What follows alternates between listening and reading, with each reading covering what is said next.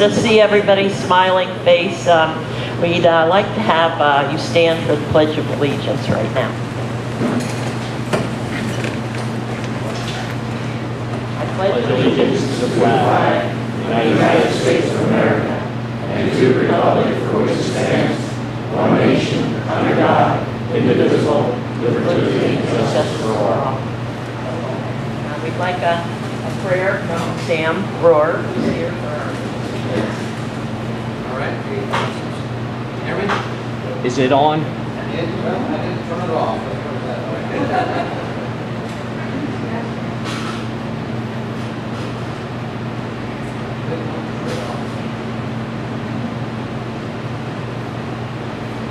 One, two.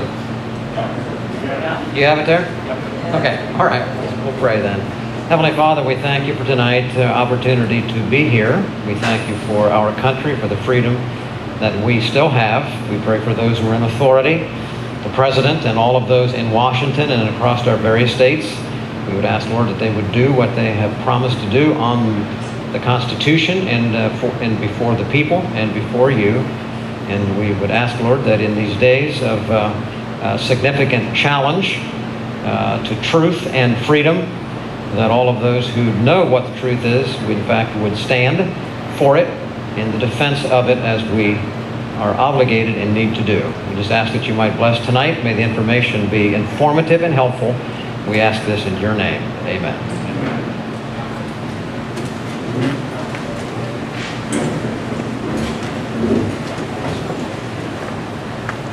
He needs the mic.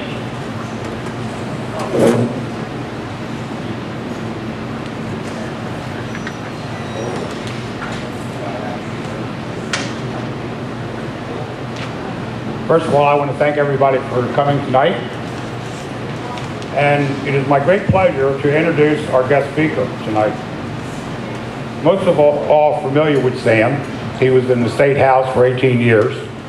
He's probably the only statesman we had in the House in the last 18 years, or 20 years. Sam comes to us tonight as the president of the American Pastors Network, a much applauded and well-deserved career promotion from Harrisburg's den of thieves and heathens. To God's president, his message for that, we congratulate him and welcome Sam Rohrer.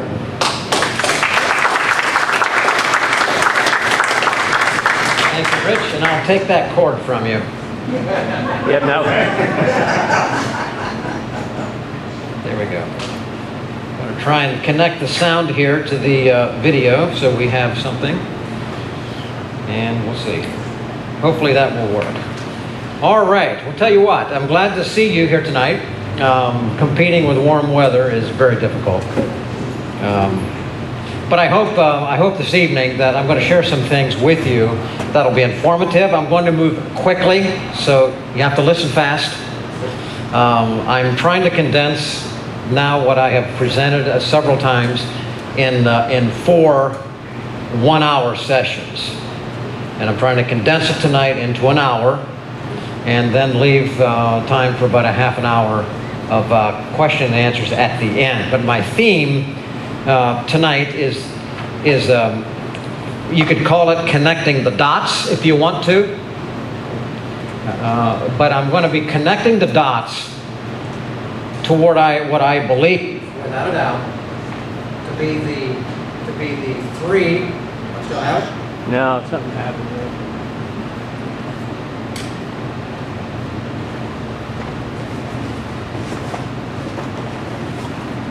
All right. Still on, and you need a battery. I think you need a battery because it's kicked off now twice, but we'll try it. It's on now. I got a blinking light. I think you need to change it because it kicked off by itself.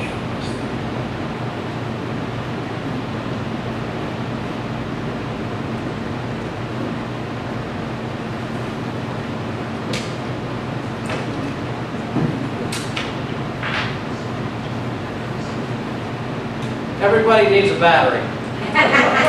How many here are wearing batteries?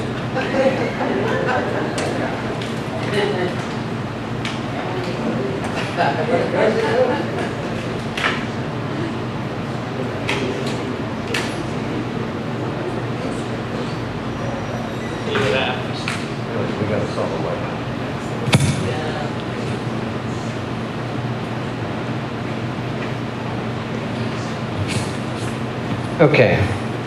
I think now we should be okay. All right. But in any regard, when I cross the country, now one of the things I'm finding is that there is tremendous confusion on the part of most people across the country, because we're at a time when you can't believe what you hear. The media is not working for us as a responsible media according to the First Amendment. The fake news you've heard is just plain flat out lies in many cases. And so we don't have any longer an objective media. That's a fact. It makes the understanding, therefore, of what is happening to be difficult to understand. And either people, because they understand that, they just tune it off. And many have become cynical. Others who want to know the truth are forced to go to other places to try and find it.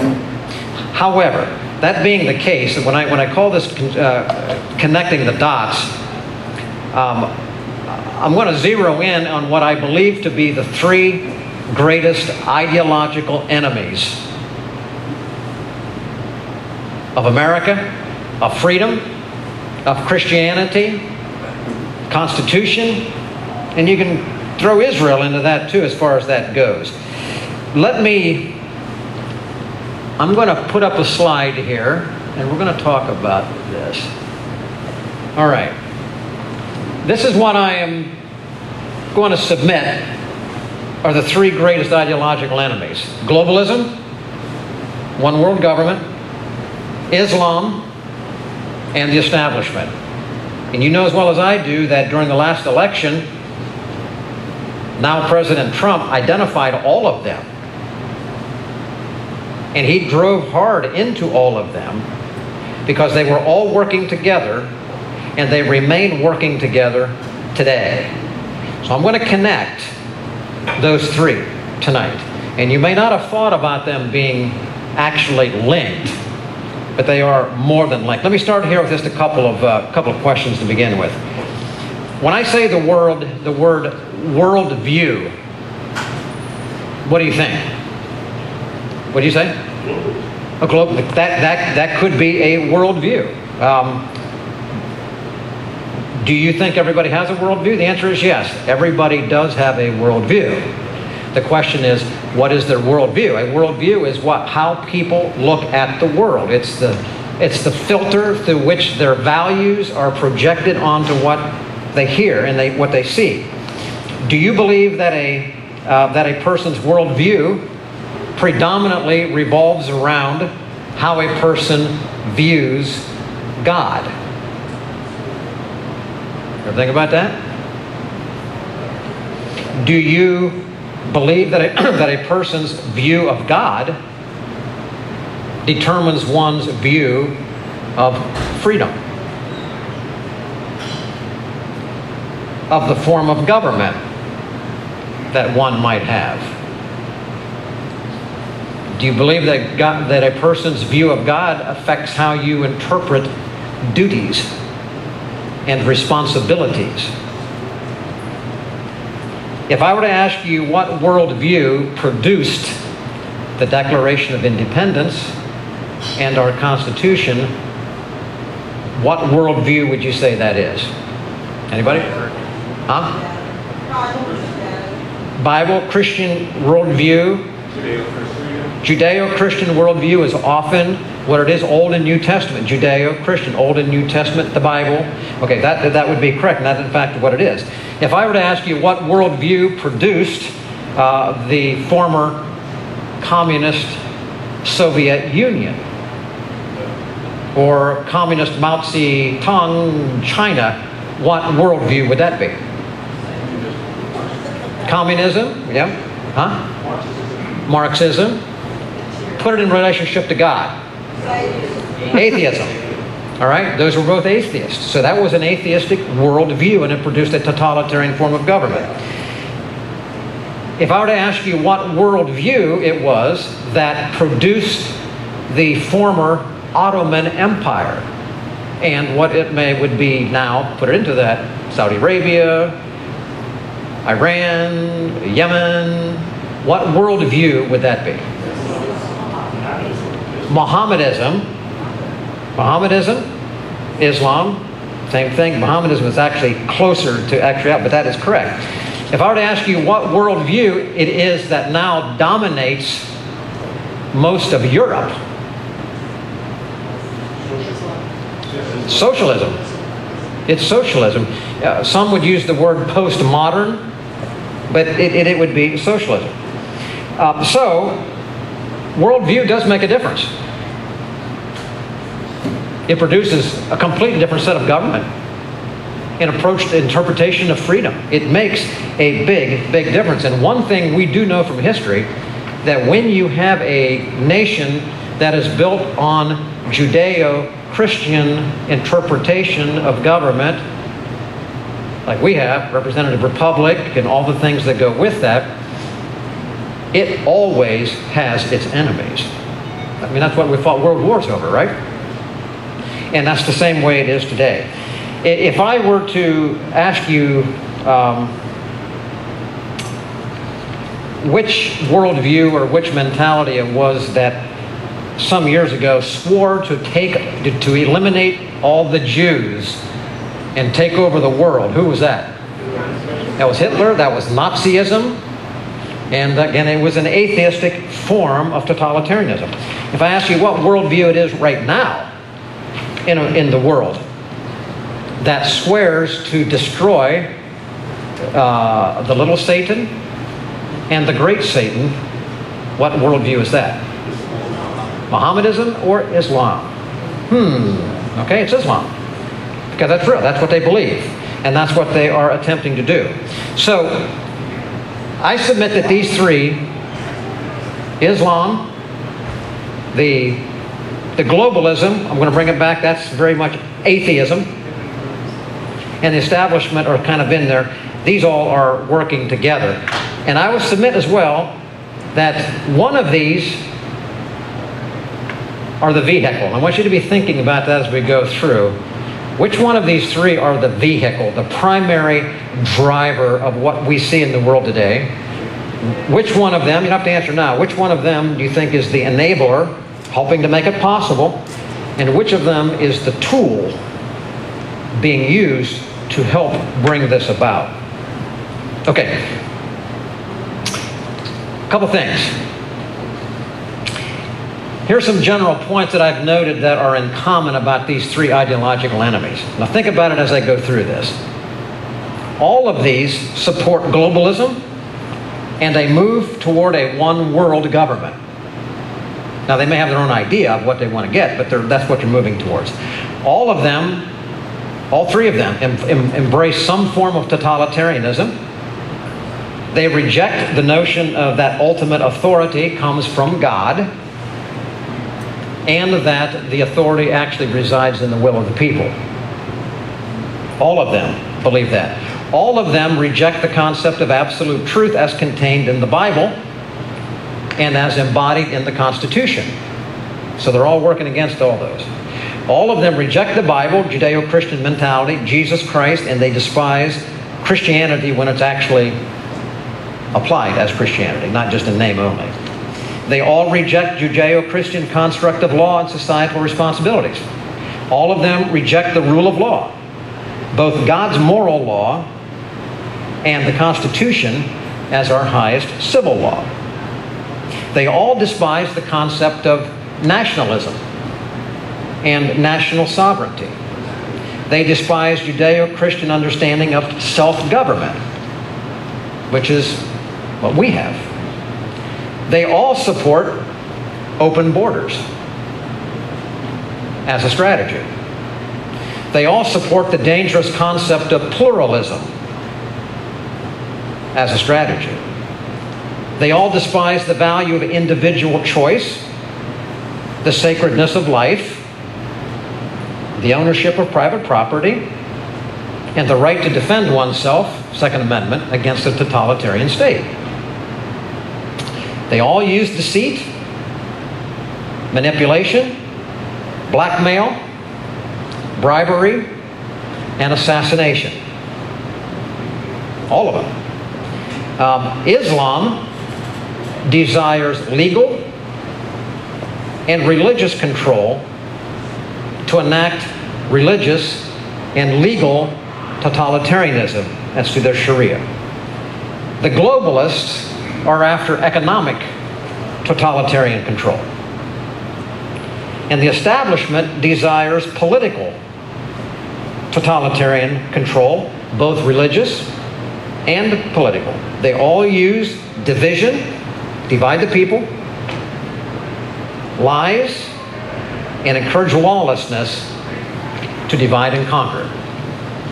Saul Alinsky and all the rest of them, they all go together, okay? Now that's where they agree. Let me start with Islam here. Now how many here believe you are a fairly good student of Islam? Anybody venture a guess? Okay, somewhat? Okay, we'll see what we get when we go through. Because in reality, very few people understand Islam. And what the media tells us about Islam is not what Islam says about Islam. Now, here are a couple of things. Islam was not Muhammad's creation. Because Muhammad came on the scene many hundreds of years after the Quran was there. He hijacked the Quran, and that's where the Mohammedanism came from in the term, because it actually is. Islam is really Mohammedanism, and Mohammedanism came and changed everything all around. Allah is not God. He's not God. He's their God. But do you know that Allah, original Allah, is a moon god?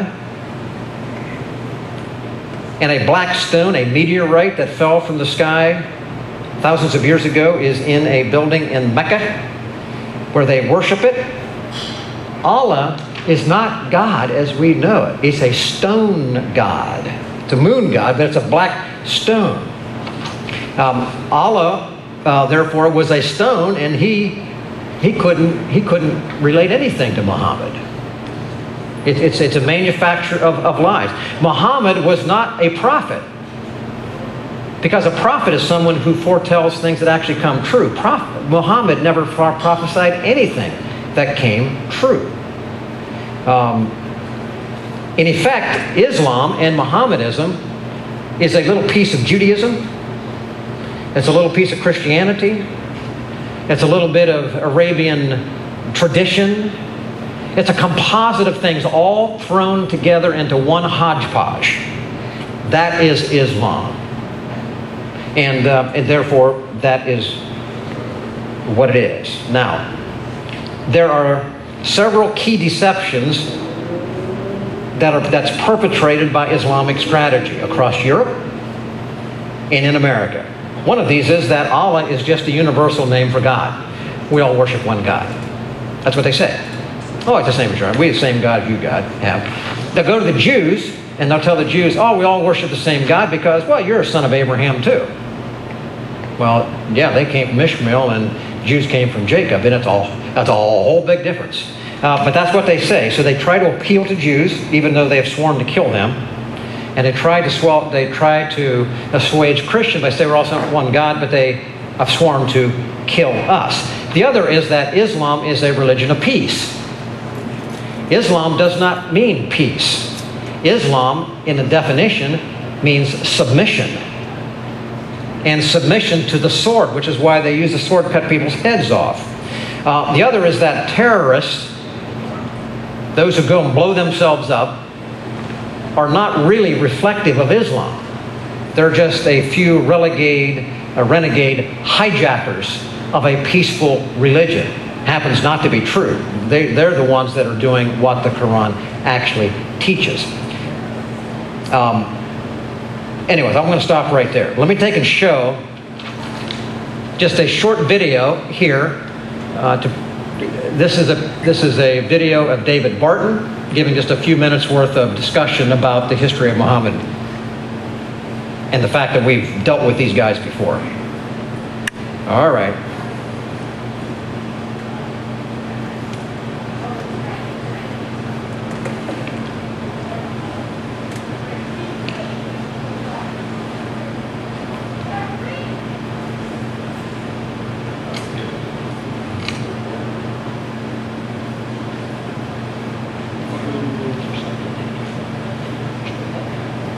No, it came on by itself.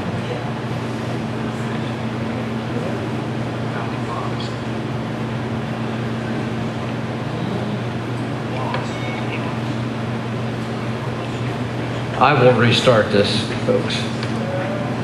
Okay. And so he looked back over 1,000 years, and he looked at what... All right, let me start it again.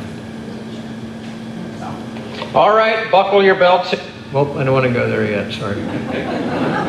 Buckle your belts, we can do that in a minute.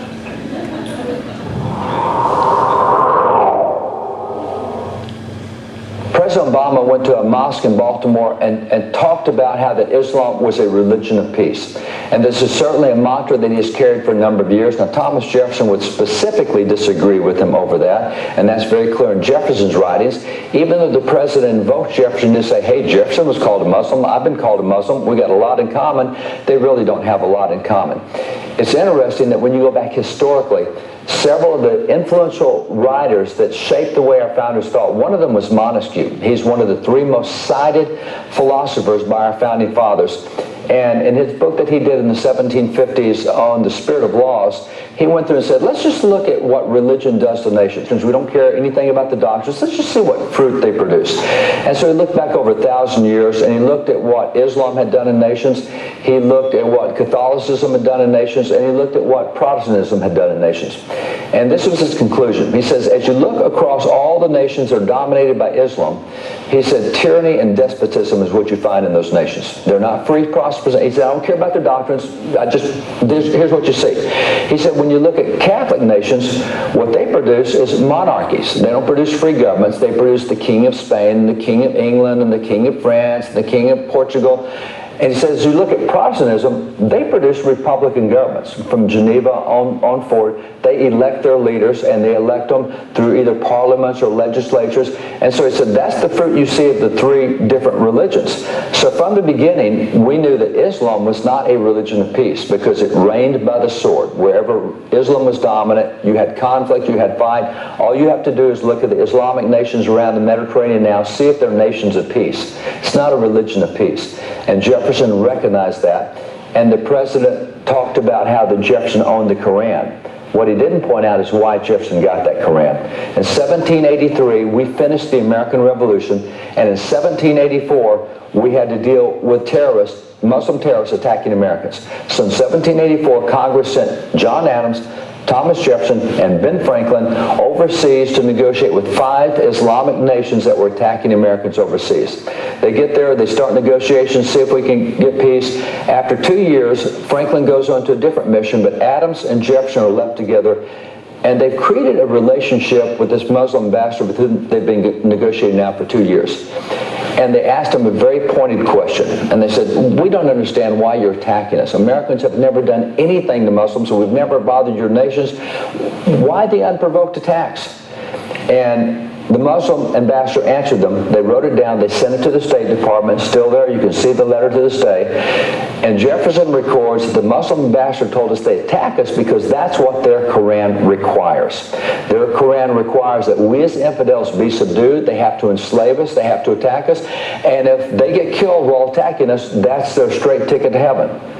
And Adams and Jefferson kind of go, you're kidding me.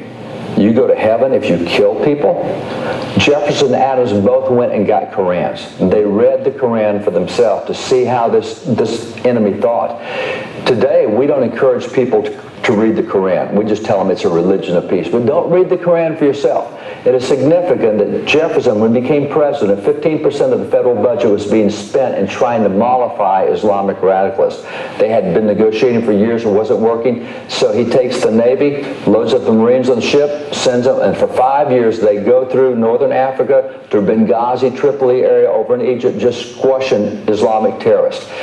After 5 years, they come back. In 1806, the first American edition of the Koran is published. This is in Jefferson's administration. They put that Koran out because they want all Americans to read while we just had 5 years of conflict with this enemy, this Islamic enemy. And in the preface, it says, reader, when you read the absurdities contained in this book, you'll wonder that these absurdities have affected so great a part of the world. They say, when you read the Quran for yourself, you'll understand why these guys are so crazy and why we have to fight them. That's not the religion of peace, and that came out of Jefferson's administration. That's exactly opposite to what President Obama said about Jefferson when he talked at the mosque in Baltimore. All right, so we fought Islam before. Matter of fact, that's why the Marines was created or established. And that's why we sang from the halls of Montezuma to the shores of Tripoli. That's exactly what it was. A lot of people don't know that. It makes a big difference. So what we're fighting today is not new. They have not given up on their goal for conquest. It so happens that we've invited them in and they are here. Now, I'm going to play just a short clip from our radio program. I do a daily radio program, and I tell you, I may not have brought the cards in here, but I do a radio program called Stand in the Gap Today. Some of you have mentioned that you listen to it. It's on about 500 stations now across the country, about 1 million people a day. We cover the news of the day from a biblical and constitutional perspective. So we deal a lot with matters of Islam and other things, everything from budgetary things to geopolitical events in the Middle East, what's happening and all of that. But there is one guest that I have on often. His name is IQ Ar-Rassouli. Here are 2 books of a 3-part series that he did. He's former Iraqi, former Muslim, but he is now one of the leading spokespeople in, as it says, lifting the veil, the true faces of Muhammad and Islam. But we have him on our program fairly often, and he's one of the favorite guests. But one day on the program, I did a very fast Q&A at the end, summarizing the major points and asking him to respond to them. I'm going to play that here for you right now, so all listen. right, buckle your belts here. We're going to go into a rapid fire, what I'm calling rapid fire Islamic wrap-up here. IQ, your short answers, as short as you want to make them. We're going to try and get at least 8 or 10 questions in. You ready to go? Go. All right, first question. Is the Islamic ideology primarily a religion, a political system, a legal system, or what is it? It is a complete way of life encompassing all of the above. Back to you. Can Islam, second question, in any way be regarded as a religion of peace? First of all, Islam is not a religion but a cult, the cult of Muhammad. And even if it were a religion, there is not an iota of peace in it. Back to you. Third question, is there any such thing as a moderate Muslim? We hear it often, and if there is not such a thing, why not? There are no shades in Islam, such as moderate, militant, radical, or extreme. Islam is beyond extreme. Back to you. All right, then define. How do you define a king of Jordan, or a secular, as we may call them, Muslims that may not appear to be totally in favor of what the jihadists are doing? How do we classify them? You can't. He is, according to the definition of Europeans, a moderate. But in reality, it doesn't exist. When the tables are turned, they will turn to Sharia. He's got no choice. At the moment, you call him secular if you want to call him. Saddam Hussein was secular, but was he a decent man? He was a mass murderer. And when it suited him, he went to the mosque and prayed. This is only an illusion. Got it. Next question. What role does the Muslim Brotherhood play within the Islamic world? And are they part and parcel with the jihadist Muslims? The Muslim Brotherhood is the driving force behind all Muslims all over the world, because it represents the core beliefs of Islam, meaning Muslims against all non-Muslims, currently against 80% of humanity. That's what it is. That is Islam. Okay, next question then. We know that there are many Muslim Brotherhood individuals within our current American government. The CIA leader was a convert to Muslim. They're in Homeland Security. They accompany and they walk around with Hillary Clinton and Barack Obama. What does that mean? That's why America is in trouble. These people cannot ever be loyal citizens. It is impossible. Islam cannot be loyal to a constitution which is man-made. The American Constitution is man-made, not from Allah's Sharia. I don't care how many times they wear a nice tie, they shave their beards, and pretend to be Americans. They are not. You don't have to take my word for it. Wait and see.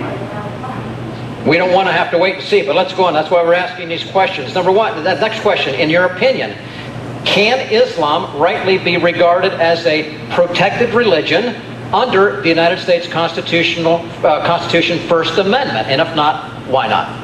Again, I repeat, since Islam is not a religion, but a violent cult against all humans who are not followers of Muhammad, then this question is irrelevant under any constitution, not only American. All right, and that leads logically to the next question. Then, is it possible that an avowed Muslim can serve with fidelity in any public office, elected public office in America, where they swear to uphold the Constitution? No, because first of all, they swear on the Quran, ladies and gentlemen. They swear on the Quran. The loyalty of every single Muslim is only to the Ummah. The Ummah means to Islam and to other Muslims. Because non-Muslims, such as you, myself, and 80% of humanity are called kuffar, who should either submit to Sharia or be exterminated. Back to you. What are the strategic steps, call it out, that are used by Islamists when they seek to take over a nation? And where are we here in America? For instance, they come in, they infiltrate, but then there's a process. Give us that process. Spell it out precisely what they do as takeover strategy for a country. It's called stealth jihad. When I was telling you, they pretend to belong while forcing Sharia to infiltrate the laws of non-Muslims. That's exactly what they've been doing. This is called stealth jihad. They're not shouting and screaming. They pretend to be part and parcel of the American dream, but they are literally putting through Sharia. They want halal meat. They want halal meat to be enforced in the schools. They want to have pig meat to be eradicated from school curriculum and food. Why? This is called jihad, stealth jihad. That's exactly what they're doing, infiltration. Back to you. Okay. Can a Muslim ever be trusted to tell the truth? And if why not? Never. Because they are sanctioned by their God Allah to deceive non-Muslims at all times. It's called taqiyya. It's in the Quran. It allows the Muslims to deceive non-Muslims by pretending they are part and parcel or they belong. But in fact they don't. Back to you. All right, another good question here is this. What is the direct connection between Hitler's Mein Kampf and Islam? Perfect. Nice question. Muhammad's Quran was the precursor to Hitler's Mein Kampf. Check my chapter 42 on Google. Go to YouTube, Google Quran and Mein Kampf. They are identical. All right. Very good. Let's go on to the next one here. This is a little bit longer here, but we have identified ideological enemies of America, Christianity, national sovereignty. I'm going to skip that for right now, just to try and save some time. But you got a flavor of what he's saying. It's consistent with what Dave said. That's why I'm saying this is what Islam is. Anyways, I'm not going to repeat just because of time. That's a sense. Okay, now. You caught one statement there, and I have some slides I'm not going to show. But Hitler's Mein Kampf, go and Google that. Hitler took nearly verbatim writings of Mein Kampf right out of the Quran. That's why you had the Axis powers coordinating with the Ottoman Empire and the Muslim world. They were in league against the Jews. Aha, funny thing. And against the Western free world. Funny thing. Look at those two. They are the same. And I wonder, I wasn't alive when we as Americans were faced with Hitler and Nazism. But I wouldn't like to think that we had basically a whole country that defended the killing of Jews and Hitler, did we? I don't know. But we're doing it today with Islam. All right, I'm going to move on now next to globalism. So that's Islam. That's the piece. And you can think about whether or not they're the vehicle or their tool or the enabler. I'm going to move now to globalism. Let me tell you, here's the definition. If you were to bring up Wikipedia or whatever and look at globalism, they will say this: globalism is the attitude or policy of placing the interests of the entire world above those of individual nations. Okay? Now, what it's not is, globalism is not anything at all that's consistent with the Bible, with our Constitution, or in anything that has a connection to sovereign states or national sovereignty. Okay, what is globalism's goal? The goal is to create a new world to make things better for all people. Sounds great, doesn't it? In actuality, globalism's goal is to centralize the control of all people, centralized government, centralized religion, centralized economics, centralized property, natural resources, and all of those into the hands of a few elite. That's globalism. From a biblical perspective, if you know anything Bible speaks about a one world government coming, and it ultimately is the tool of the devil himself as he fights against God. So he's fighting against sovereignty and all that. So there's that piece that is there that runs through. Now, globalism attacks the family by denying God as the creator. They define the family as an asset, to be ruled, a resource, to be governed by the elite. They encourage gender equality, homosexuality, abortion, population reduction.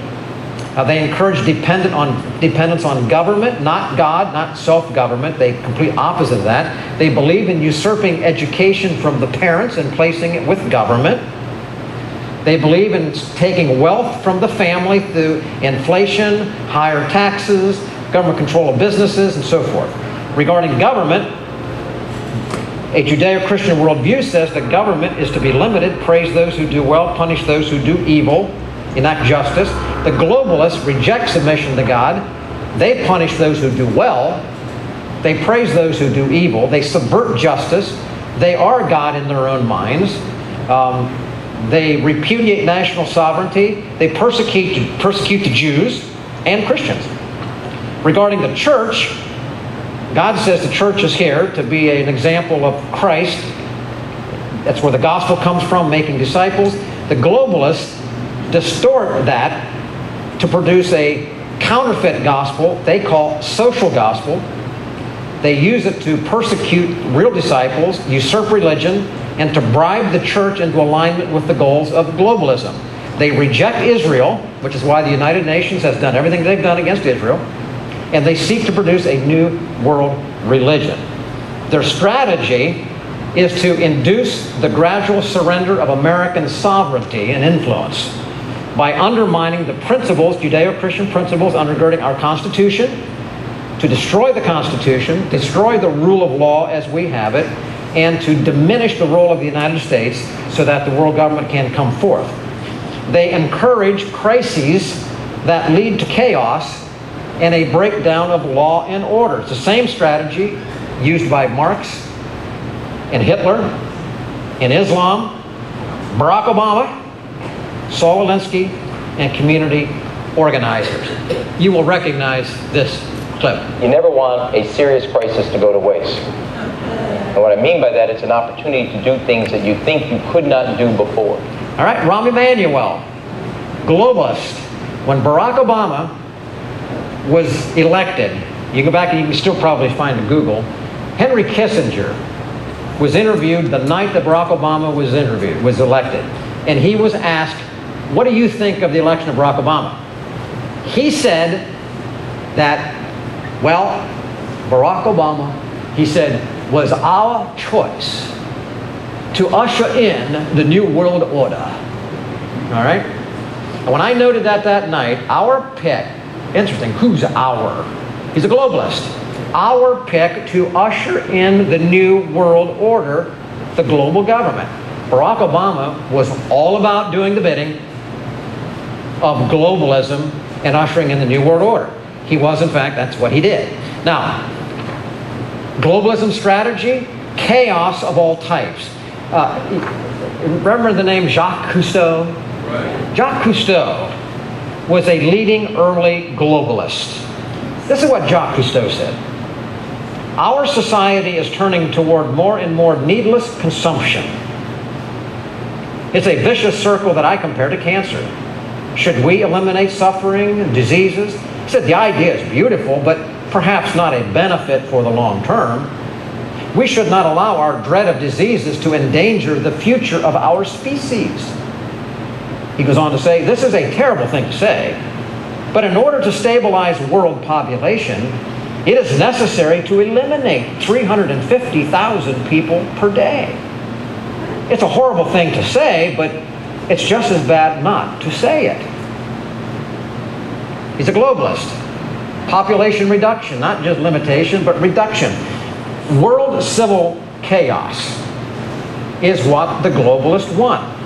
They further a lawless mentality under rule of law, under a willful violating of international and national laws.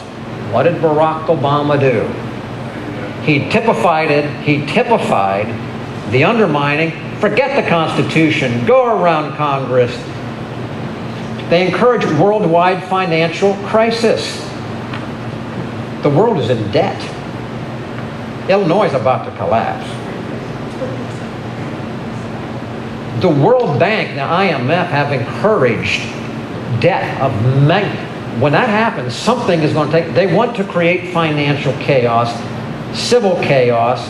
They also are embarking and want to enact a worldwide food and health chaos. Do you know that right now Monsanto controls 27% of all global seeds, 24% of all pesticides, 60% of all global seed production and pesticides are controlled by 3 companies? Worldwide weather dislocations and chaos as well. They've been playing with weather for a long time. This is what they do. Now, globalism's history. 1901 is when globalism really began. H.G. Wells was the one who, in his anticipation, started out by saying this: the ethical system which will dominate the world state will be shaped primarily to favor the procreation of what is fine and efficient and beautiful in humanity.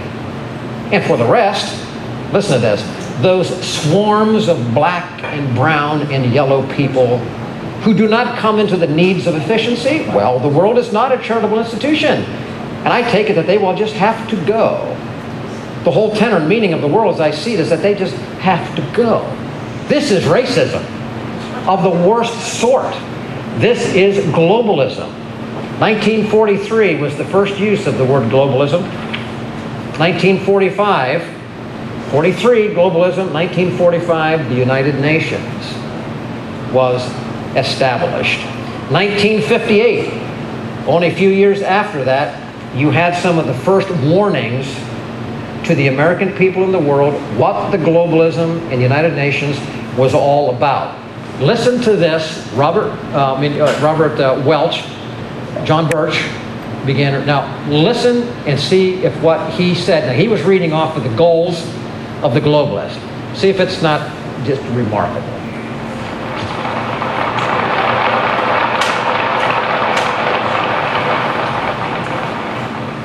A part of that plan, of course, is to induce the gradual surrender of American sovereignty, piece by piece and step by step, to various international organizations, of which the United Nations is the outstanding but far from the only example. Here are the aims for the United States. 1, greatly expanded government spending. for every conceivable means of getting rid of ever larger sums of American money as wastefully as possible. 2, higher and then much higher taxes. 3, an increasingly unbalanced budget despite the higher taxes. 4, wild inflation of our currency. 5, government controls of prices, wages, and materials, supposedly to combat inflation. 6, greatly increased socialistic controls over every operation of our economy and every activity of our daily lives. This is to be accompanied naturally and automatically by a correspondingly huge increase in the size of our bureaucracy and in both the cost and reach of our domestic government. 7, far more centralization of power in Washington and the practical elimination of our state lines. There is a many-faceted drive at work to have our state lines eventually mean no more within the nation than our county lines do now within the states. 8, the steady advance of federal aid to and control over our educational system, leading to complete federalization of our public education. 9, a constant hammering into the American consciousness of the horror of modern warfare, the beauties and the absolute necessity of peace, peace always on communist terms, of course. And 10, the consequent willingness of the American people to allow the steps of appeasement by our government which amount to a piecemeal surrender of the rest of the free world and of the United States itself.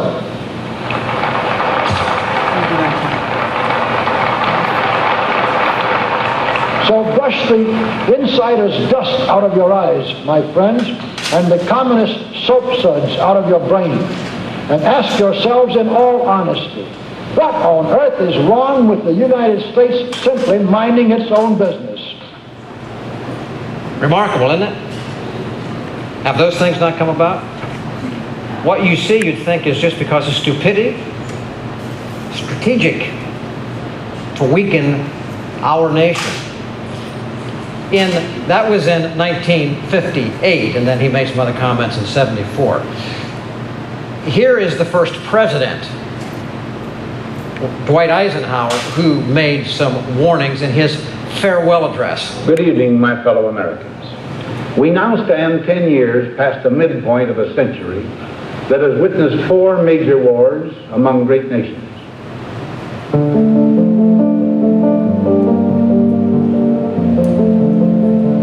Until the latest of our world conflicts, the United States had no armaments industry. American makers of plowshares could, with time and as required, make swords as well.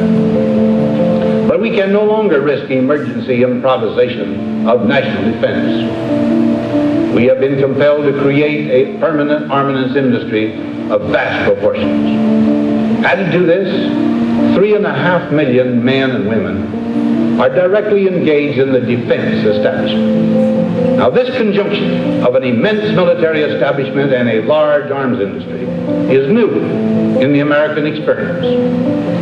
The total influence, economic, political, even spiritual, is felt in every city, every state house, every office of the federal government. We recognize the imperative need for this development.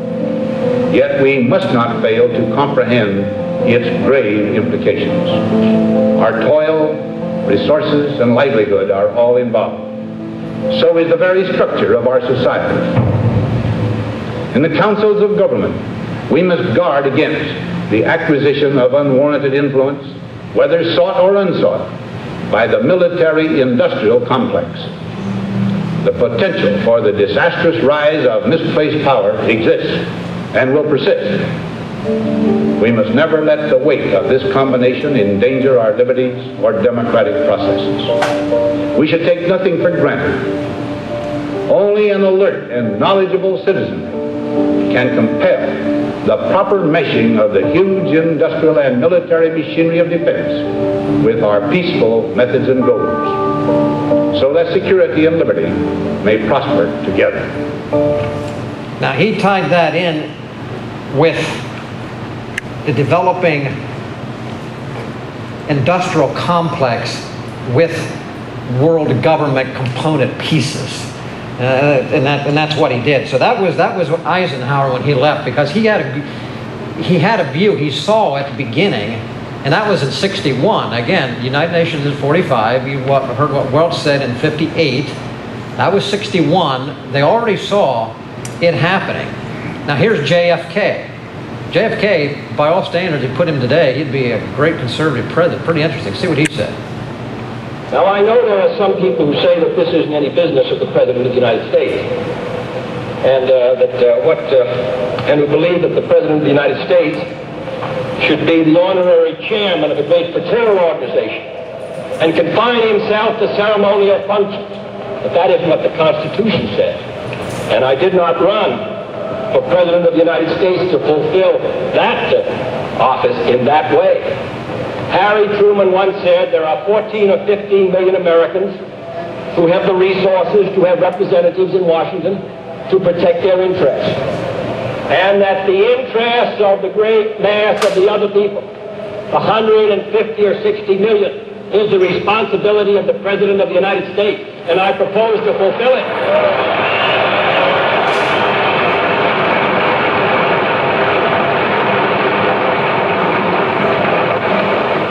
Then I believe it is the business of the President of the United States to concern himself with the general welfare and the public interest, and if the people feel that it is not, then they should secure the services of a new President of the United States. Now, he, in another speech, which I'm going to not play, it's very good, just a short one, where he addressed the media. When do we have to be out of here? There's no big limit. If you don't mind compressing the Q&A a little bit, let me play this one. And think of this in terms of the media today. This is the president addressing the media, and he says some other things about the globalists. The very word secrecy is repugnant in a free and open society. And we are, as a people, inherently and historically opposed to secret societies, to secret oaths, and to secret proceedings. We decided long ago that the dangers of excessive and unwarranted concealment of pertinent facts far outweighed the dangers which are cited to justify it. Even today, there is little value in opposing the threat of a closed society by imitating its arbitrary restrictions. Even today, there is little value in ensuring the survival of our nation if our traditions do not survive with it. And there is very grave danger that an announced need for increased security will be seized upon by those anxious to expand its meaning to the very limits of official censorship and concealment. That I do not intend to permit to the extent that it's in my control. And no official of my administration, whether his rank is high or low, civilian or military, should interpret my words here tonight as an excuse to censor the news, to stifle dissent, to cover up our mistakes, or to withhold from the press and the public the facts they deserve to know. For we are opposed around the world by a monolithic and ruthless conspiracy that relies primarily on covert means for expanding its sphere of influence, on infiltration instead of invasion, on subversion instead of elections, on intimidation instead of free choice, on guerrillas by night instead of armies by day. It is a system which has conscripted vast human and material resources into the building of a tightly knit, highly efficient machine that combines military, diplomatic, intelligence, economic, scientific, and political operations. Its preparations are concealed, not published. Its mistakes are buried, not headlined. Its dissenters are silenced, not praised. No expenditure is questioned, no rumor is printed, no secret is revealed. No president should fear public scrutiny of his program. For from that scrutiny comes understanding, and from that understanding comes support or opposition, and both are necessary. I am not asking your newspapers to support an administration, but I am asking your help in the tremendous task of informing and alerting the American people. For I have complete confidence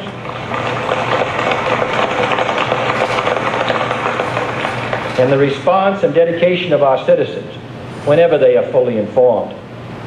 I not only could not stifle controversy among your readers, I welcome it. This administration intends to be candid about its errors. For as a wise man once said, an error doesn't become a mistake until you refuse to correct it.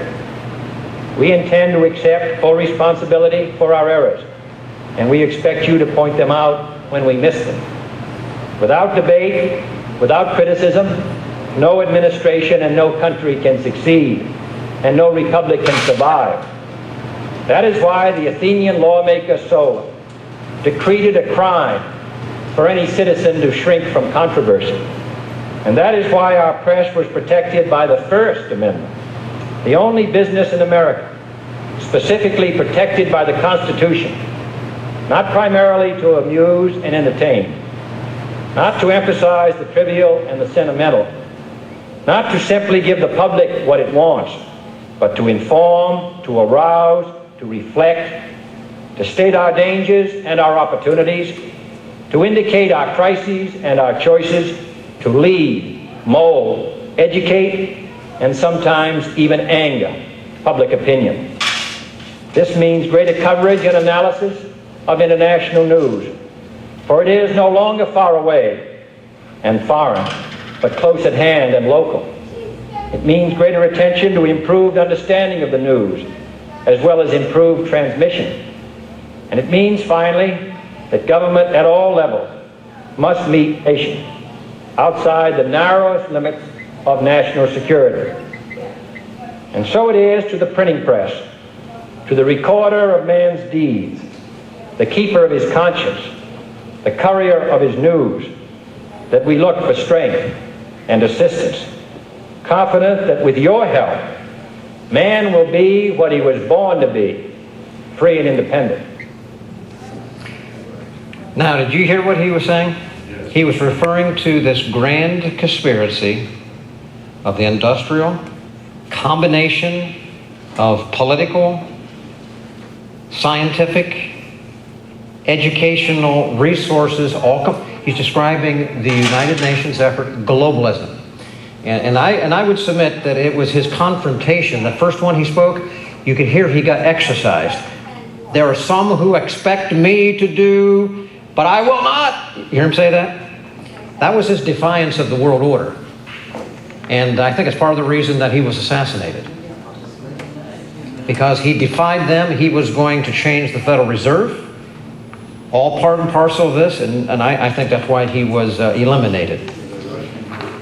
But these are two presidents, Eisenhower, JFK, very critical time in history. They recognized that they were calling it out. They were saying what, in fact, it was going to happen. Now, after that, 1972, the U.S. government signs the United Nations World Heritage Treaty.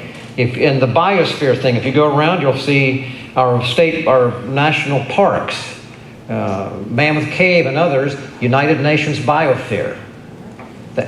We brought them in that kind of a thing. Between 1972 and 2016, there was a consolidation of international law, national sovereignty, global finance ended up going through the World Bank. They consolidated things all through that point in time. In 1992, they adopted Agenda 21, which was an effort, and I spoke a lot on that, to consolidate and change local zoning laws for property purposes. 2000, David Rockefeller made a speech to the United Nations and talked about putting in a soft law, as he termed it, which would later have a hard law. He was talking about the Earth Charter. He brought up the idea of religion, David Rockefeller did, and that this global mentality was actually a worship of the earth, Gaia, he called it. This is David This was Rockefeller himself. That's where the religious piece runs through. This atheistic view of globalism was winding itself all the way through. I'm leaving out a bunch more just because I don't have time for it. In 2001, obviously, we had 9/11, and then we had this president do this. Times, our fifth objective, a new world order can emerge, a new era, freer from the threat of terror, stronger in the pursuit of justice, and more secure in the... All right. To the United Nations. Well, okay. I'm just going to stop that with George Bush because you understand, you recognize that. He was all about the New World Order. That was Henry Kissinger and him. And he stood before Congress on multiple times talking about the New World Order and how it's going to do all of these wonderful things. Well, then 2001 was 9/11. What happened after 9/11? There was a consolidation of federal powers. There was the creation of Homeland Security. All of a sudden, remember what Kennedy was talking about? That there would be a crisis and that government would consolidate and begin doing things in secret. And he said he would have nothing to do with that. Well, George Bush had everything to do with that. And he brought that into power, and it was George Bush who brought in the leading Muslim Brotherhood imam and gave him a seat at the table and called them moderates. These were just wacky few little guys here from Saudi Arabia that went into the towers. You remember that whole thing? That was a pivotal point in America where the identification of Islam was brought right into the globalism agenda as furthered by George Bush II. We have an FBI agent that we have on our program, John Guandalo. He actually wrote the FBI's training manual on Islamic awareness counterterrorism. And he's made it very, very clear. He said, it's very interesting. He said, George Bush brought in the Islamic leader following 9/11 and gave him a seat at the table. Barack Obama enlarged upon that, and he said, so now, he said, the Islamists run the meetings. Barack Obama appointed over 700 members of the Muslim Brotherhood throughout Homeland Security, throughout the State Department, throughout the FBI. Homeland Security leaders, Secretary J. Johnson, and Brennan of CIA were Muslim Brotherhood. Do you know that? So when you think back of all that was happening in the Middle East under Barack Obama, Islamists were running the show. The globalists brought them into effect. All right. Now, when Barack Obama was ready to leave, to the United Nations, His Excellency Barack Obama, President of the United States of America, and to invite him to address the Assembly.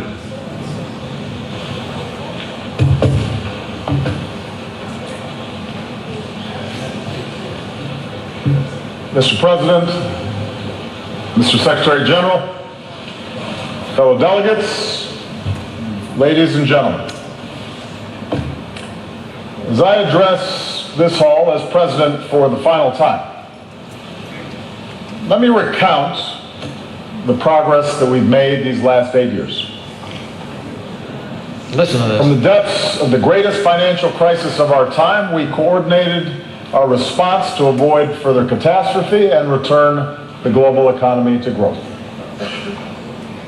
We've taken away terrorist safe havens, strengthened the non-proliferation regime, resolved the Iranian nuclear issue through diplomacy.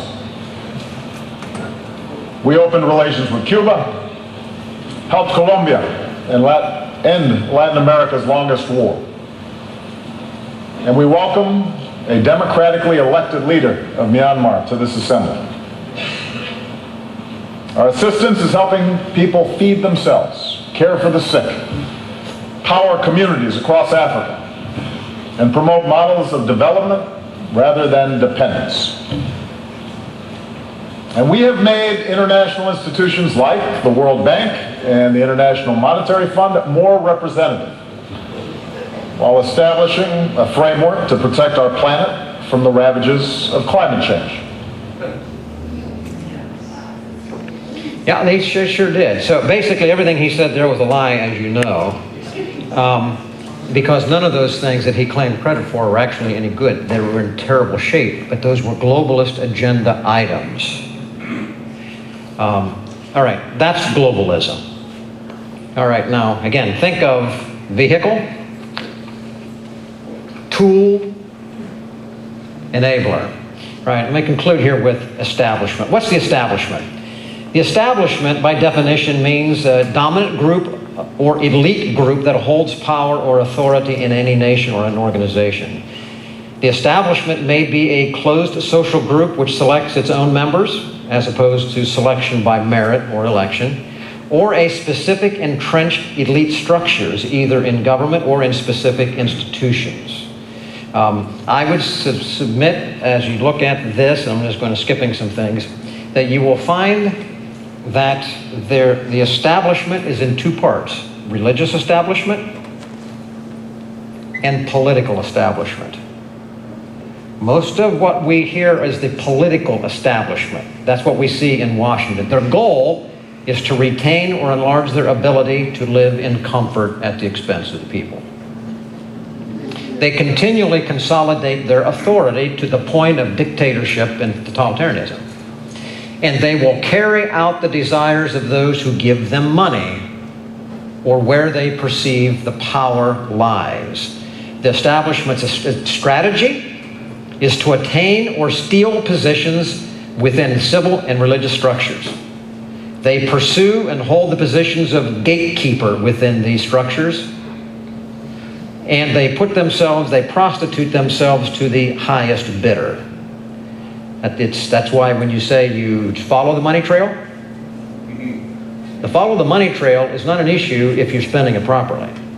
But if you're a political establishment prostituting yourself to the highest bidder, follow the money, because then that's when you find out what it is. Now, does anybody here, after I've gone through this, anybody dispute the reality of Islam? No. Does anyone dispute the reality of globalism and what they're doing? Do we dispute the reality of the establishment? No? Why not? Because they're so very, very obvious. The secular establishment. Here's one quick commentary about the political establishment. We often talk about the establishment in politics.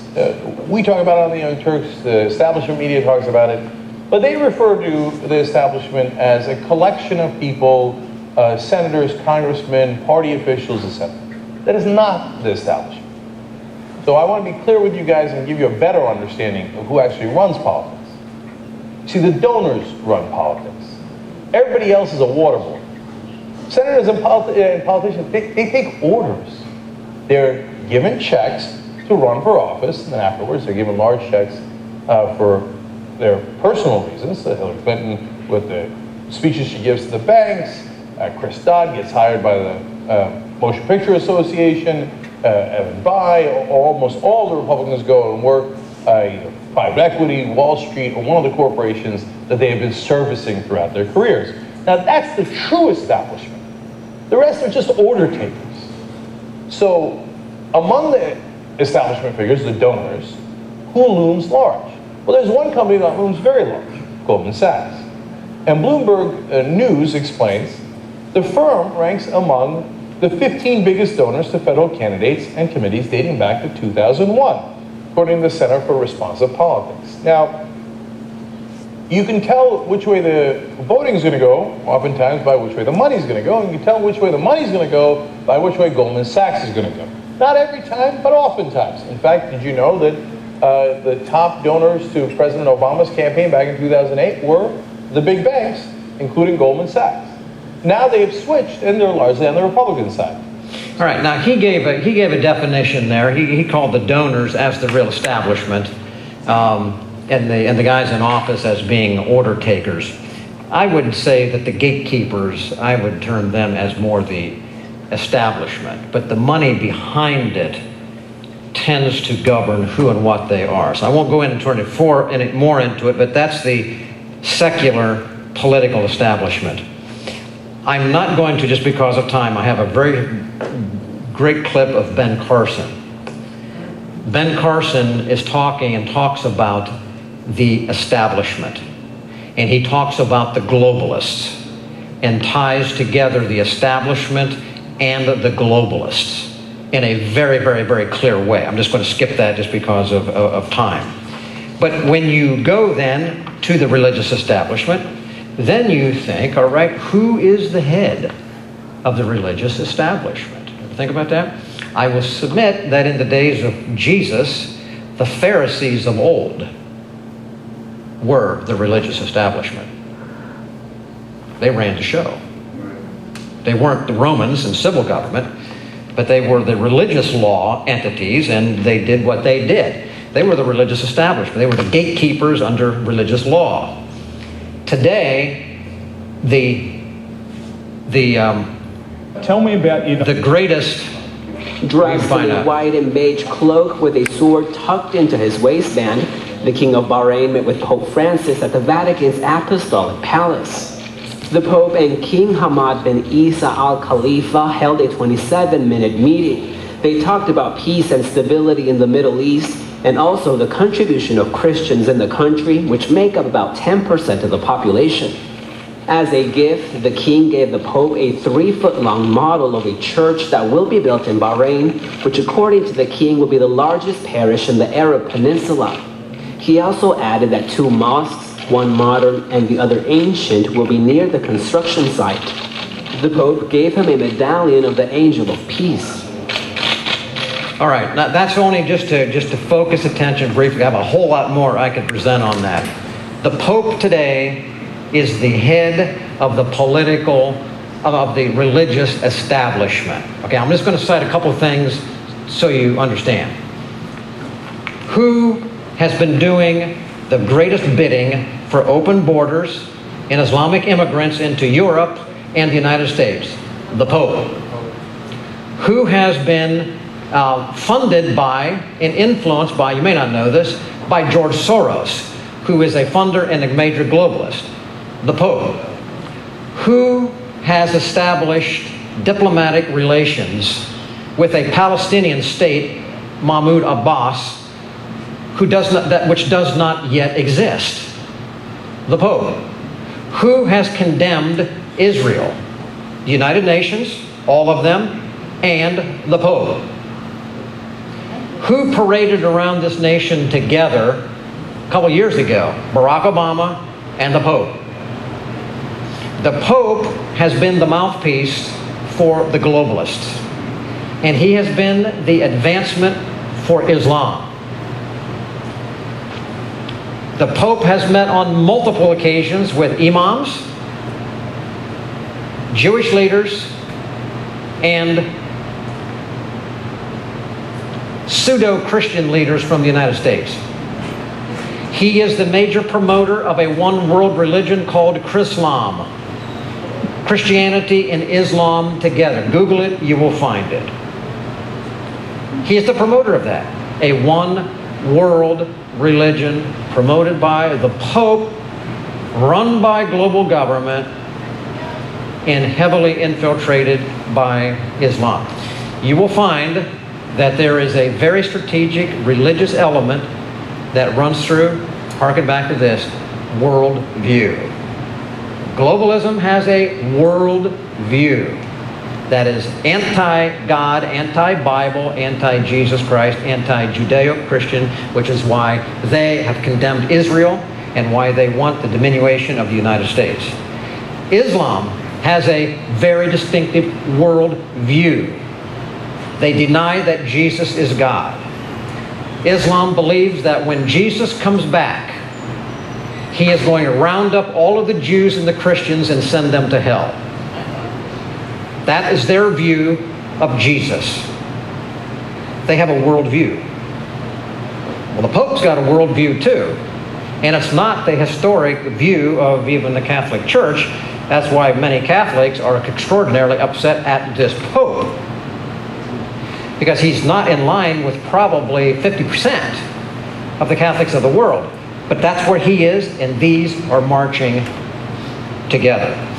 I have one other slide at the end, which I'm not going to show just because of time. You would find perhaps the most prominent UN figurehead with regards to spiritual unification of the world is this man, Robert Mueller. Okay, I'm going to stop that. That Robert Mueller, if I'd play that, you'd be blown away from it. He was the 40-year Undersecretary of the United Nations. Robert Mueller laid out the occultic, atheistic view and religion of the United Nations. He's the one who started and implemented United Nations World educational standards. He worked into the whole philosophy of climate, what became climate change, and worship of the earth, Rockefeller referred to. He built that into it so that became really, if you look at the religion of the world order, it's the worship of the earth and this whole haircut, which is why the globalists were so furious at Donald Trump for pulling the United States out of that Paris Climate Agreement, because that Paris Climate Agreement was the Barack Obama globalist version of forcing a complete diminution of the United States and the world. And Trump took us out of that. The globalist, if you take and you will Google this, you will find them, and they're either last week or maybe this week here, the globalists in the form of the Bilderbergers are having a meeting in Chantilly, Virginia. They meet every year. But you will find, if you Google that they made statements to the effect that Barack Obama, that President Trump had to be stopped, citing the pulling out of the Paris Climate Agreement and his defiance of the global agenda, and saying if he is not stopped, he threatens the progress for all of these years of global government. They just said that. You can take Google, you'll find that. These three are working together. So I'm just going to summarize here. So if I were to ask you to show of hands, who do you think of these three is the vehicle, the primary driving entity of these three ideologies? What would you say? Huh? Say globalism? Anybody else? Okay, you say the establishment. Okay. I'm going to say, all right, these are show the movement into these things. I am going to suggest that globalism is the vehicle. I'm going to suggest that globalism is the vehicle. And I'm going to suggest that Islam is the tool. Because Islam is the creator of civil chaos. Why do you think the globalists want Islam in Europe when they threaten the stability of European governments? And they knew that from the beginning. Why do you think the Pope wants them in Europe?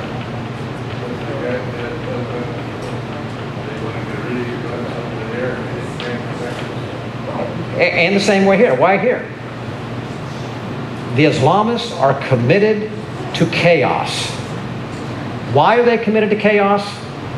Because they believe that when the streets run with blood, their Mahdi, they call him, will return. So they're driven by a religious belief, totally unbiblical, obviously, and it depends on killing people, which is what they do.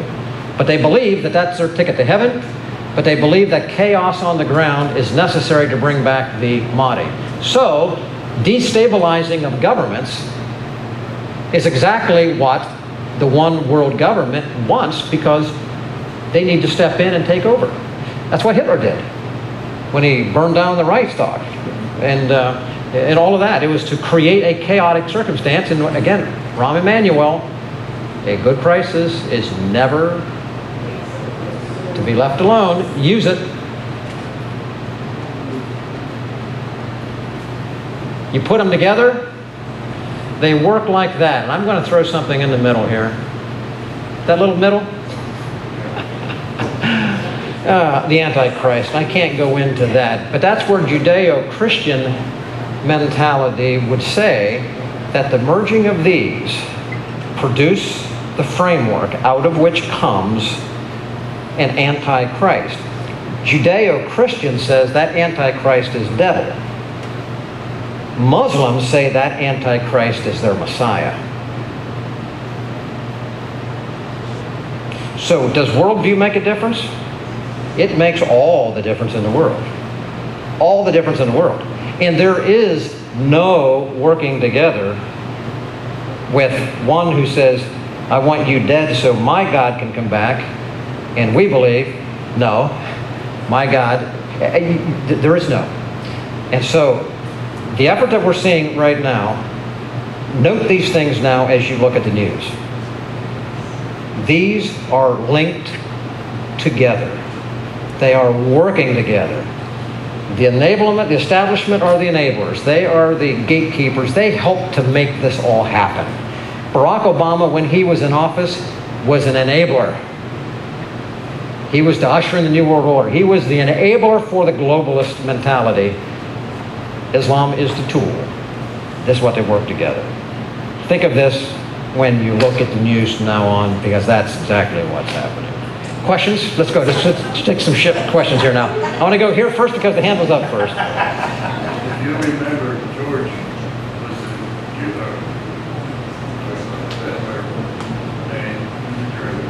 and he stole from the Jew, and that's why he lives out in the ship, where he dictates everything that goes on.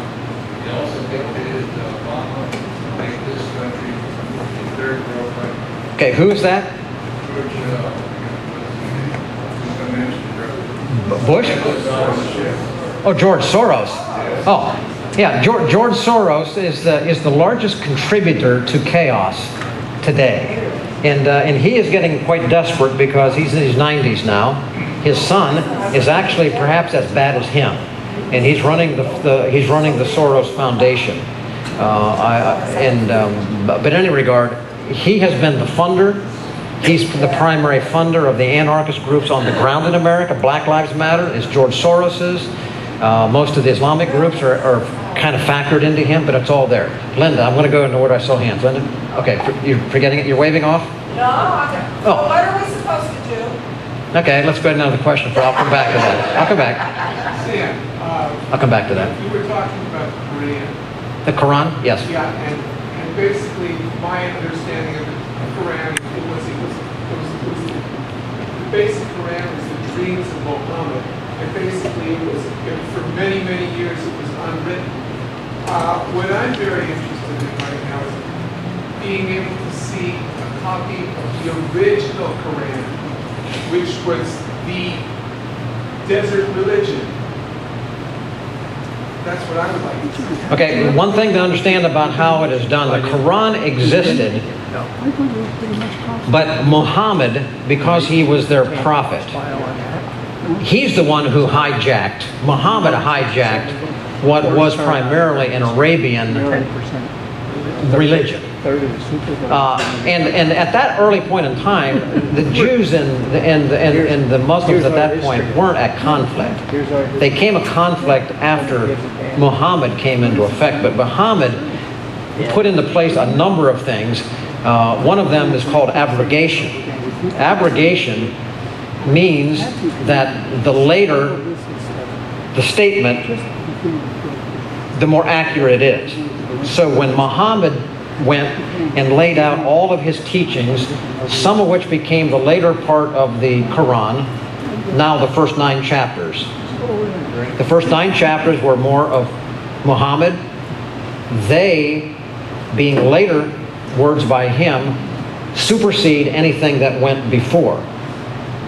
And there are writings called the Hadith. There are writings of his and others. You have to take the Hadith and the Quran, but if you want to read the Quran, just read the first 9 chapters. They are the most recent by Muhammad. Those are the ones that prevail today. That's what they believe and that's what they go by.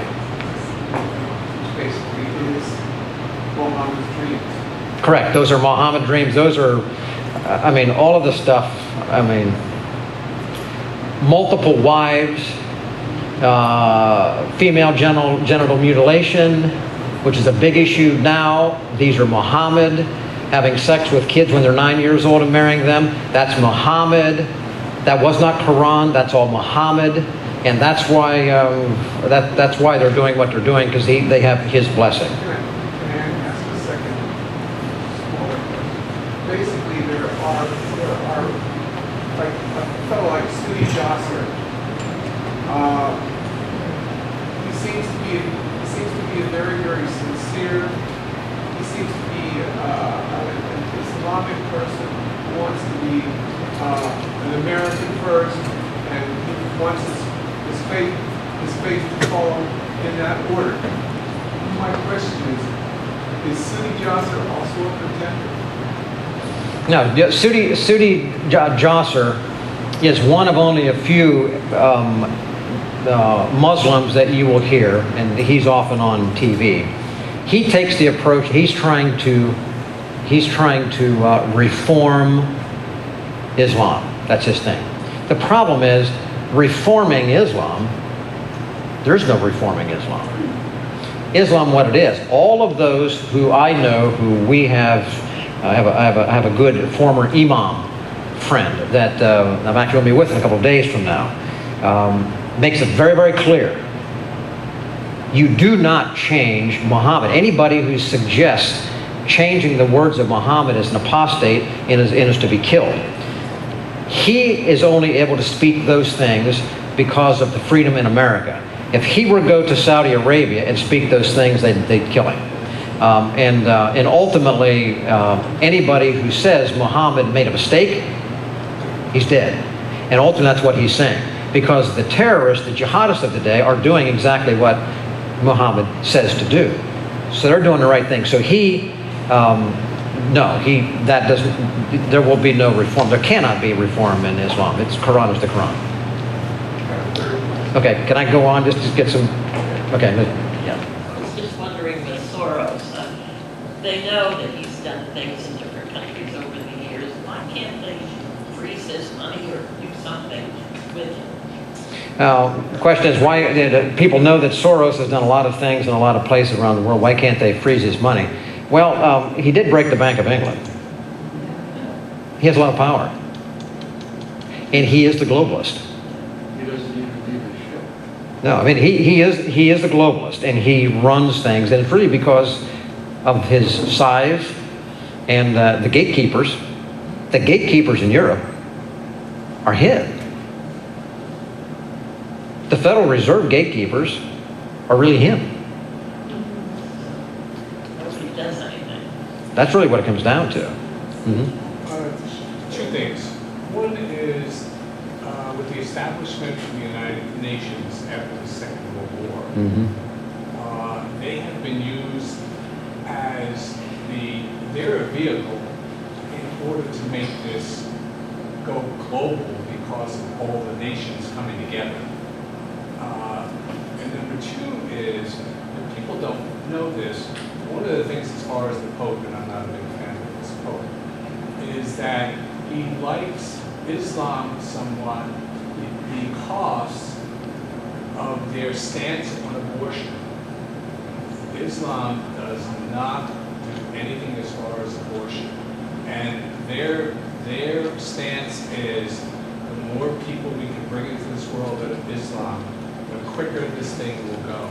Sure. So the Pope goes along with that, which absolutely should not. But he came from a country, as far as South America, that was very corrupt, and he was brought up under a socialism situation, and that's why he's liked the way he is. Yeah, this Pope is a Marxist. Yes, absolutely. This Pope is a Marxist. Yes. And so that's, when you put that together with, that's why these pieces tend to fit, unlike some of the predecessors, but he's a lot different. Okay, somebody else that I haven't gone to first. Yes, sir. Do you hear anything about like your regular money and the digital money that's going to take place? What's that have to do? Well, I mean, digital. What's the issue? I think ultimately you're going to go to a cashless society. I mean, that's already, that ability to do so is already in place. What will it be? I'm not 100% sure. I mean, there's mechanism for transacting with chips. There's already things that are putting in place for transacting with biometrics. If you saw a couple weeks ago, Delta and JetBlue are going to be, they're now experimenting with expedited check-in with facial recognition. Now, when I was in the House, I fought hard against Real ID. Real ID is biometric pictures. It's on our driver's licenses. They did it with, we couldn't keep it out. I mean, we tried.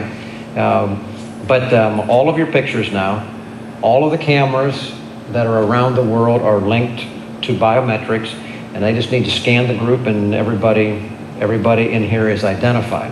That becomes a very easy way to eliminate fraud because you are you. You're going to find that kind of thing increasingly used, and right now about 90% of the world's population has all been biometrified. The World Bank actually, under Barack Obama, actually gave $1 billion to India to complete the bulk of the biometrification of the people of India. It really is way down the road. So the ability to be able to switch, drop the cash, and go to a cashless, which then becomes totally centralized and consolidated and tracked because now everything's digital, is really at hand, and that's where they're going. I don't know when, but that's where it's going to head on to. Yes, sir. You're battling complacency in Protestantism. Why wouldn't we think there would be complacency in Islam? Well, Because it's not Protestantism is not monolithic. no. Well, there's a Protestantism is just a broad name for a collective view. Christianity, that's your focus. Why is there? Are you saying why is there not too much apathy in Islam? Why couldn't we assume that the same dynamic that's occurring in Protestant Christianity would, like, not everybody has as much fervor? No, they don't. You're correct. Okay, and so why doesn't that dynamic occur within Islam? Well, one of the reasons is that there's not as consolidated teaching in the churches. And what I'm going to say that is this.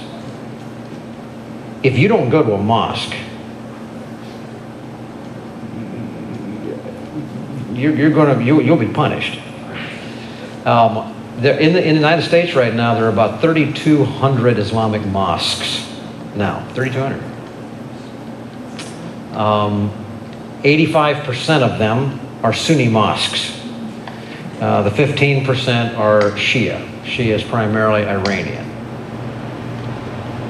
But all of the mosques have to have an imam, whether they're Shia or Sunni, and all of the imams have to be certified. Like we would say, it could be ordained or whatever. They have to be certified. They have to be certified in Sharia. And the certification only comes from two places. One university in Cairo and one in Riyadh, Saudi Arabia.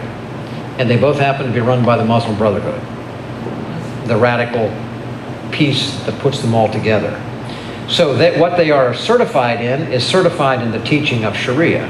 The teaching of Sharia is death to the Jews, and that's where the mosques in America and around in Europe are the training centers for jihad. They are also arsenals. They are not churches. They go there and they may pray, but that's not what they are. They are training bases. FBI knows it, but FBI, our guys have been infiltrated. That's why you'll see many times they knew and then they forgot. That's because of that. So that's why the churches are free to do what they do, but not in the mosques. And then as a follow-up, Shiite and Sunni, that's really a Okay. scam? Shia-Sunni conflict is based on this fundamental belief. It's all a matter of when they think the Mahdi is going to come back. The Sunnis, which are 80%, 85% of the world's Muslims, Saudi Arabia, Cairo, Jordan, and so forth, they think that he's coming back a little bit later.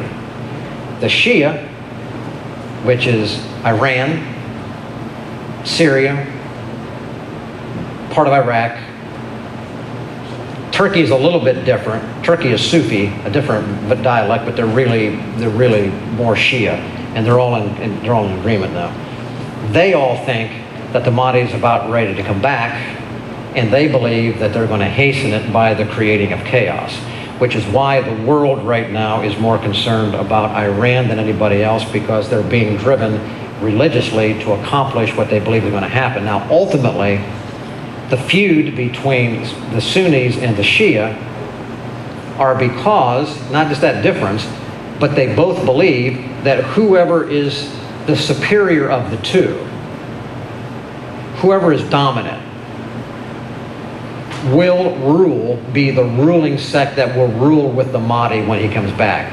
They're strictly vying for leadership for when the Mahdi comes back. So that's why they fight each other. And that's why you're seeing happening over there now, and keep your eye on it, because when the president went over on the trip to the Middle East, it was to help pull together the Southern Coalition. And so when he met with the 50-some Islamic leaders, they were Sunni leaders. They weren't Shia. And they were led by Saudi Arabia, but they include Jordan and Egypt in them, because those guys are in alignment and they want help against Iran, because Iran says we're going to wipe you guys out.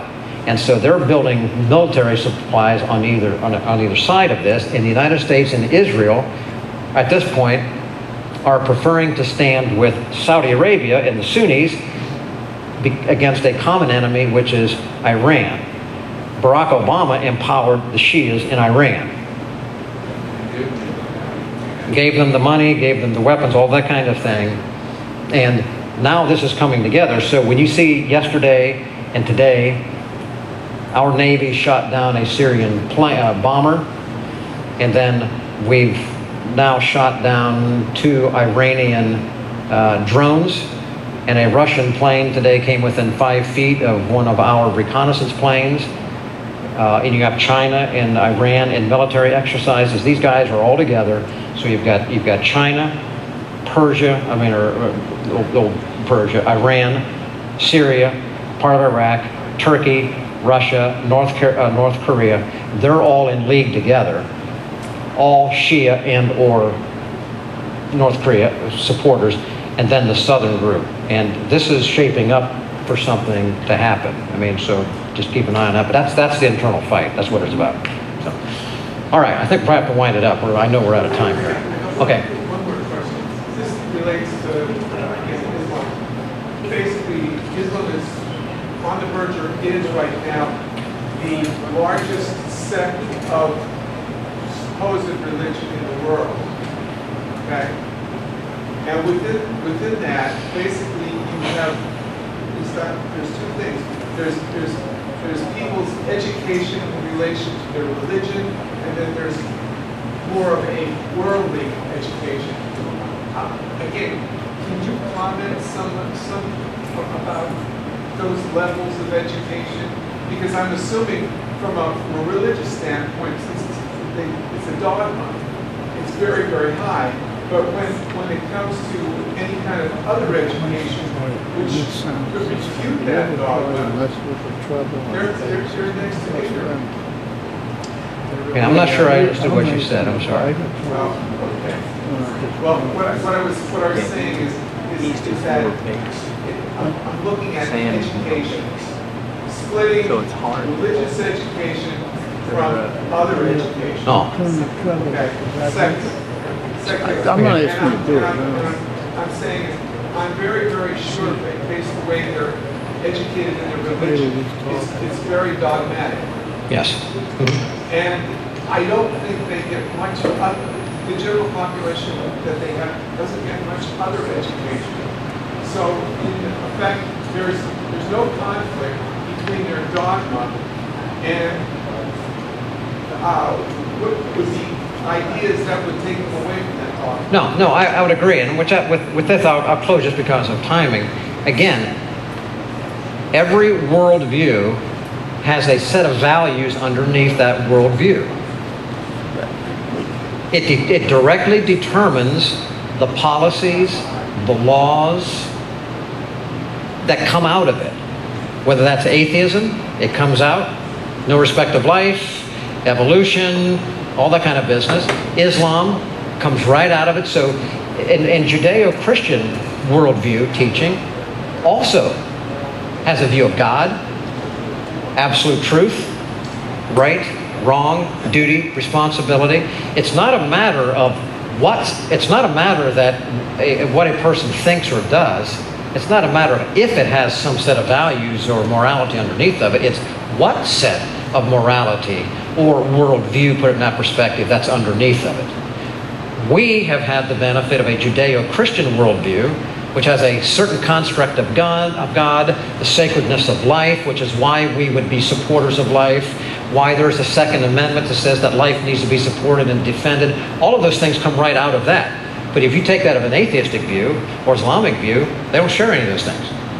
They don't have a respect of life because they have no respect of God, and it's not a respect. It's what I'm saying. It's so education, at the heart of it, education will have a moral foundation under it. The question is, what moral foundation is under it?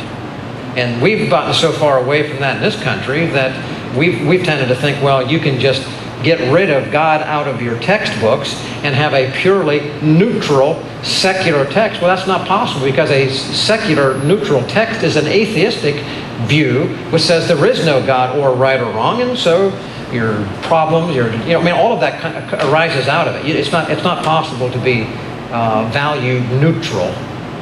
It's a matter of which values you choose to embrace. Okay, I can go a little more, but I am done. Okay.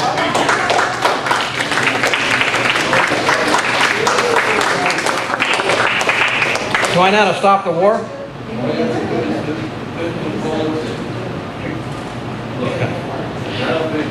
Okay. All right. I'll close. What? Tell me to stop. Tell me to stop. Okay, you're running the show. Tell me to stop. Am I to stop? No. Okay. All right. I mean.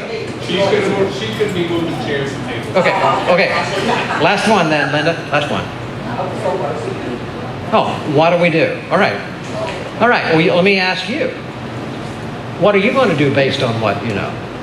You in this group are far more informed than most people out there. What have you already done with what you know? And what would you do based on what is here? And I'll tell you what I'm trying to do. I'm trying to inform, but what do we do?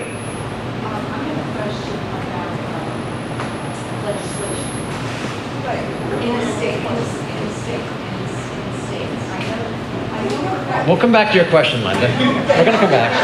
States, in their state legislators, they're saying we are going to pass a law saying that Sharia laws will become part of our legal system in this state.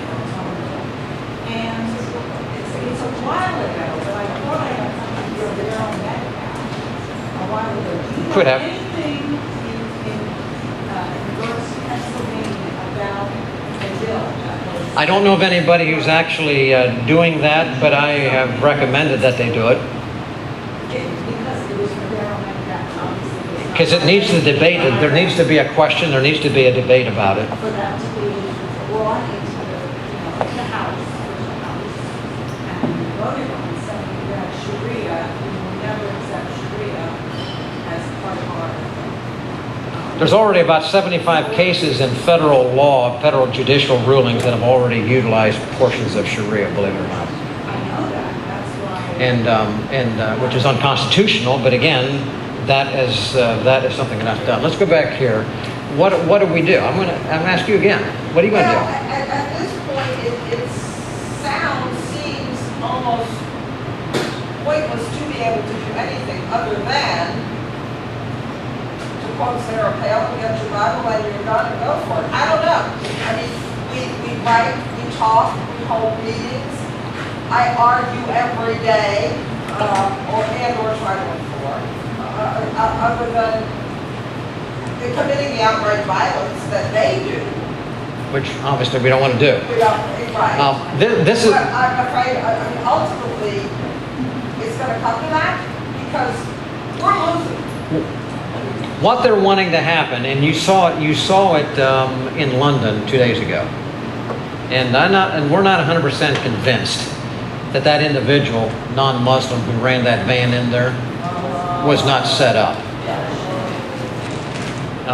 Because if you listen to the Islamic mayor's comment, the mayor of London is Muslim, and the director of social community affairs is Muslim. If you listen to Theresa May, what she's saying, she's sounding like she is far more sympathetic to Muslims in the death of British subjects. But I'm not so sure that was not. But they are wanting to get to the point. There's been a provoking. At some point, there are going to be, self-restraint is critically important. While this pot is boiling, if somebody attempts to come to my house and break in, and I can do anything about it, they won't leave. And so you have to take care of your own area where you are. But you need to really be praying these are things that need to be done. You got to be praying for Donald Trump. They want him dead and gone. And some of the stuff you're seeing about, possibly a President Pence administration. You see these things out there? That's all part and parcel of the fake media, to create a sense that there's a better guy. At the end of the day, the establishment, these guys don't want Pence any more than they want Trump.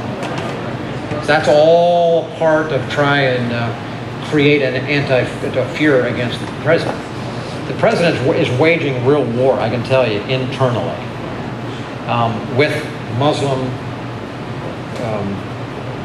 appointees that are still there that have not been cleaned out.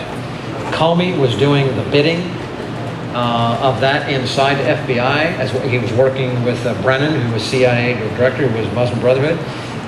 These guys put a lot of things in place. And when Obama left, he declassified a lot of information, which then put a lot of this information in the hands of unqualified people. A lot of them were these Brotherhood and other folks that were in place. And they have nothing to lose because they were put there to destroy. So you need to pray. I mean, really, truly, there's a real battle going on. From our perspective, my perspective, we need to try and do what we're able to do where we are. So you got families, speak to your families. You got children, speak to your children. You got to do what you can where you are. We're trying to do what we can on the radio. We're reaching a lot of people. I am a part of a group, and you may see things from time to time called Faith Leaders for America. We have some Jewish rabbis and others and a lot of Christian pastors and religious leaders that are raising our voice in opposition to the Muslim Brotherhood propaganda that is out there in the media, which they're trying to use to convince people. We're trying to raise a standard against that. There is a world war of ideologies that are going on. You just be aware of that. If you're able to help with financial, we need it. We've got it. There's got to be it. But we're going right into the face of that. There's a lot of things being done. But the battle is really on, and that agenda up here are working really, really, really hard. They want to take down this administration. They want to take it down. They want to take it down because he's threatening what they did. So what do we do? So we'll have to run them out. They're not going back down, right? The martyrism to die and they get their 72 virgins. So they're not backing down. So the only way to get rid of them is run them out. As far, what you have, and we had on our program on, what's today? Tuesday? Yesterday. Yesterday, I had a fellow on our program, John Guandalo, former FBI agent. He wrote the manual on counterterrorism. I asked him, and we planned ahead of time, but I asked him if there was a connection, or what the connection was between, for instance, that guy from Illinois that went down and tried to assassinate the Republican members in Alexandria, a Trump hater, Bernie Sanders supporter. Now I actually found that terminology in European papers before that was reported here. But I asked him, is there a connection between the left anarchist types and the Islamic types? And he described it, yes, it's called a red-green axis. And it's Marxism and Islamism. And they walk like this. And that network, and Soros is part of putting all of that together. There is a specific strategy that is left and Islamic that are working together. Now, Jeff Sessions and our Justice Department, he's aware. There are things that they are trying to do, but the other side knows that. And so, I mean, it's a real race. It is a race for where we are. I mean, we need to be alert. We need to be awake.